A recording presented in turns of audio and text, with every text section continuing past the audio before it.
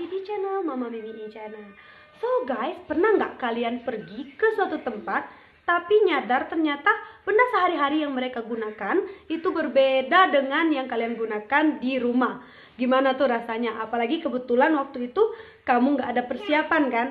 Nah, jadi di video kali ini aku mau bagikan atau share ke teman-teman tentang 7 benda yang akan mungkin kalian sulit temukan kalau kalian lagi berkunjung ke China. Nah, jadi video ini akan bermanfaat banget untuk kalian yang suka traveling dan juga mungkin akan study ataupun tinggal di China.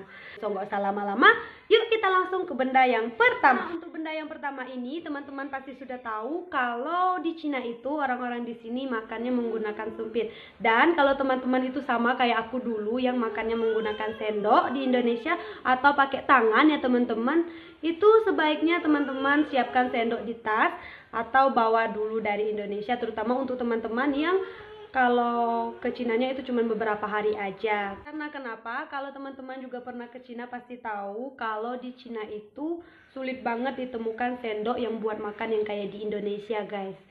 Nah, kalaupun ada sendok, itu mereka itu sendoknya itu sendok sup gitu loh, guys, yang kayak gini. Nah, kalau kita makan pakai itu sendok kan bentuknya itu agak besar dan itu agak sulit masuk ke mulut gitu loh. Walaupun atau di supermarket itu kita akan sulit banget ketemu yang namanya sendok yang sama kayak buat makan yang di Indonesia gitu loh, guys. Dan gak tahu juga apa cuma di daerahku aja kayak gini ya, guys. Karena kalau aku mau beli sendok kayak gitu, aku belinya itu di online shop dan sampainya itu sekitar 3-4 harian gitu. Benda yang pertama itu tadi sendok ya, guys. Terus benda yang kedua yang sulit kita temukan di China itu adalah gayung. Karena sebagian besar kamar mandi di sini itu udah pakai shower gitu, guys. Bahkan di pedesaan kayak tempat aku tinggal yang 2 jaman dari perkotaan aja itu nggak ada gayung, guys. Ya, semuanya itu mandi pakai shower gitu. Tapi karena aku kan udah biasa di Indonesia mandi pakai gayung gitu, apalagi kalau lagi musim panas ya, guys, itu panas banget. Dan kalau mandi pakai gayung nggak tahu kenapa itu feelnya beda aja. Jadi aku kemarin beli gayung di online shop gitu biar feel mandinya itu lebih berasa, guys. Dan itu dia benda yang kedua. Benda yang ketiga yang mungkin akan kita sulit temukan di Cina itu uang tunai, guys. Jadi di Cina itu mereka transaksinya itu mostly ya sebagian besar itu menggunakan WeChat ataupun Alipay gitu, guys. Bahkan kayak di video aku yang ini itu aku belanjanya pakai scan barcode gitu, guys. Kalaupun kita ke supermarket itu mereka punya alat kayak bisa scan barcode WeChat kita dan kemudian langsung di tag aja gitu uangnya dari dalam WeChat kita gitu, guys. Kalaupun kalian itu ada uang tunai, bukan berarti mereka itu nggak terima ya, guys. Transaksi pakai uang tunai mereka masih terima kok, tapi kadang itu mereka itu nggak punya kembalian gitu, guys, karena kebanyakan orang itu mereka bayarnya semuanya pakai Alipay ataupun WeChat Pay begitu.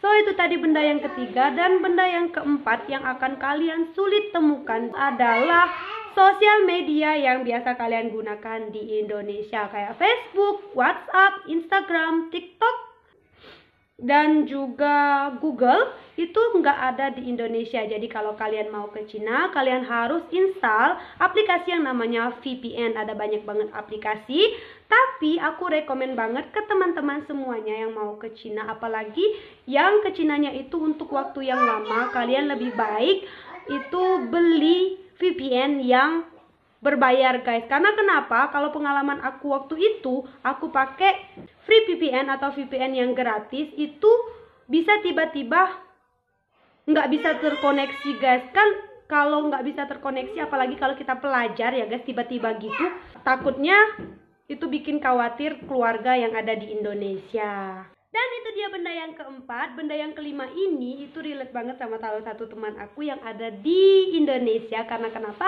Karena dia itu orangnya nggak bisa tidur kalau nggak pakai guling, guys. Nah, kalau teman-teman juga sama kayak teman aku ini, aku rekomendasikan banget buat teman-teman beli aja boneka panjang yang buat dipeluk kayak gitu, guys. Karena Nggak tahu sih, tapi selama aku di sini nggak tahu kenapa aku nggak nemu guling guys. Di online shop juga pun itu adanya cuma boneka panjang yang lucu-lucu kayak gitu yang buat dipeluk. Nah itu tadi benda yang kelima. Benda yang keenam adalah spring bed. Nah waktu pertama kali aku ke Cina aku kaget banget guys, karena pas sampai ke Cina aku nemuin spring bed atau tempat tidur yang mereka gunakan di sini itu keras banget guys, dan juga bantalnya pun keras banget. Jadi spring bed yang kayak di Indonesia yang lembut banget, yang anak-anak bisa loncat-loncat kayak gitu, itu nggak ada di sini guys. Mungkin ada tapi nggak terlalu lazim digunakan kayak gitu. Nah mereka itu kasurnya di sini itu mirip banget sama spring bed juga, yang ketebalannya beda-beda, tapi nggak selembut spring bed di Indonesia. Tapi kalau kata teman-teman di sini malah spring bed dan juga bantal yang keras kayak gini itu lebih bagus untuk kesehatan. Dan itu dia tadi benda yang kesekian. Nah benda yang terakhir ini adalah arit.